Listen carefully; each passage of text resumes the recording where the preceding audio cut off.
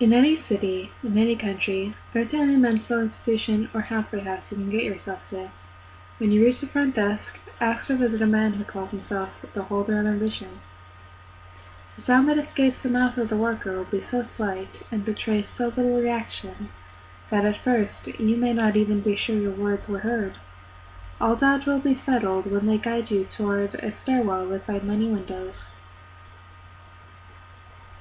At the top of these stairs, the worker will leave you to continue your journey alone. You will find yourself standing at the beginning of an eerily calm hallway. Walk to the end. In all likelihood, you will encounter a shadow that moves along the wall. Do not follow it, for it is the one thing that will lead you to a place you do not wish to go. A place filled with your silent fears and failures, from which you cannot return. No matter what shape the shadow takes, and no matter how it eases and taunts your dreams, with the greatest of your desires and hopes, do not let it tempt your gaze, let alone your feet. If you make it to the end of the hallway without losing sight of your goal, you will find an open doorway with no locks, bolts, or restraints. A soft light bathes the floor in front of the opening. This is your one and only chance to leave without facing the Holder of Ambition or collecting his object. If that is the course of action you wish to take, then walk directly back the way you came, without attempting to peek around or into other doors, lest you discover what that seductive shadow hides.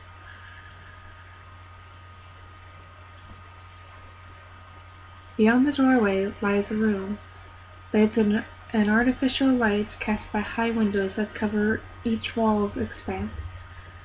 At the room's center stands a tall, healthy man, standing naked and looking out into the light. His body is covered in uncountable tattoos and scars. Only his face is recognizable as unaltered human flesh. You might be tempted to look where he looks, in search of the object of his focus. Feel free, but you will see nothing and learn nothing. The man will not react to anything other than the question, what joins them together? When asked, he will turn to look you in the eyes. Meet his gaze, but know that if you are not prepared, if there is even the slightest doubt of your intentions, then you will lose yourself in his soulless eyes for an eternity.